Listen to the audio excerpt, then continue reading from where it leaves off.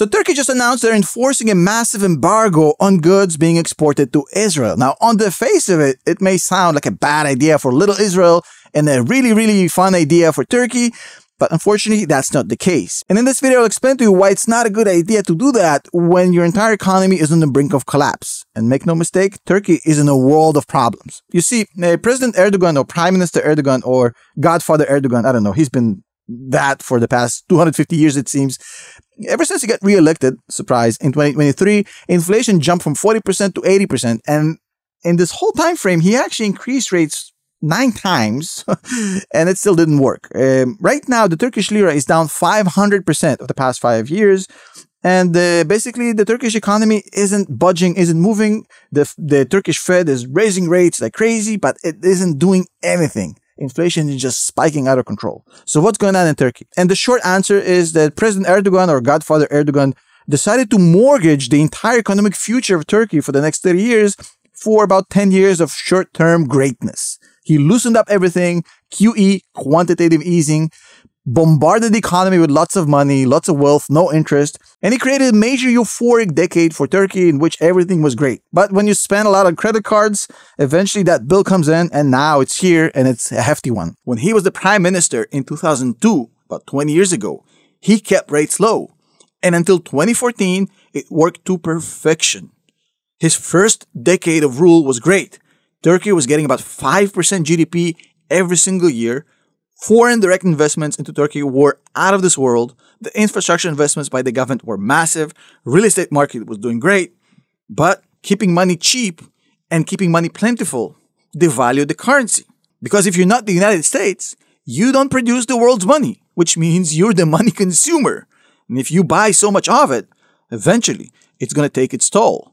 But why does it even matter? Why is it bad? Why having a devalued currency is so bad?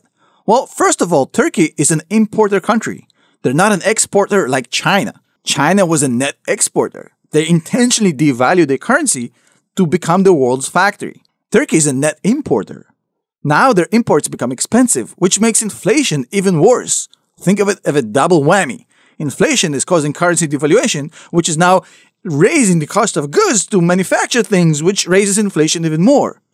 In fact, companies that borrowed in US dollars or in euros, Turkish companies that is, now have to pay more in order to service their debt. Investor confidence in Turkey is going down the drain. FDI, foreign direct investments, are going down.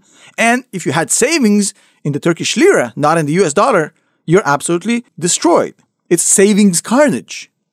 So for an import nation like Turkey, it's not a good idea to devalue your currency. And obviously this was not 100% self-inflicted. Oil prices went up, and for Turkey, which is the massive importer of energy, that actually made things more expensive. We had high US interest rates, which drove investments away from Turkey. But the main issue was and is and remains the low interest rates for months and years and massive money supply for cheap, and the refusal of the Turkish government to raise rates. Now, Erdogan has his reasons of why he refused to do so. Some of it is political bribery or election economy, whatever you want to call it.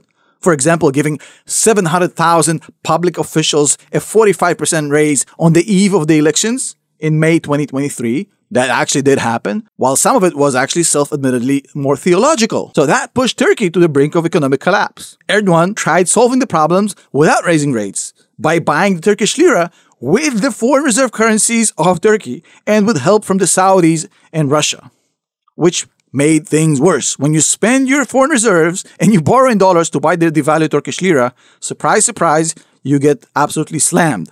Now, Russia has its own problems right now. The Saudis are tired of being the world's sucker, and the money supply for Turkey absolutely dried up. And the sad part about this is that the Turkish inflation problems did not start yesterday. They were always kind of there. Turkey always had a high inflation problem. But from 2021, they basically decided to solve the inflation problem by reducing rates. It's like putting out a fire by pouring gasoline on the fire, pretty much. So what happened? They've lowered rates and inflation jumped from 17% to 70% in just 3 years. Now, They hired a new Fed chair, a new central bank chair from Goldman Sachs or whatever, I don't know. That lady decided to raise rates within a year from 8% to 50% because she saw that the country was on fire. That did not help. Inflation did not budge at all. In fact, right now, Turkey is at 70% inflation. It's almost an unthinkable number. Now, why is it going on? Well, the short answer is that Turkey is a net importer of goods, mainly energy.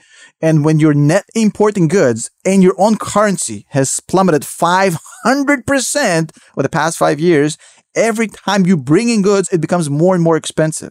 Now, also, there's no demand for the Turkish lira because essentially it's worthless and it's losing value every single day. But that lack of demand keeps driving it downwards, almost in this kind of self-fulfilling prophecy snowball effect. Now, it also doesn't help that Erdogan spent his entire foreign reserves to prop up the Turkish lira, and now he's out of money.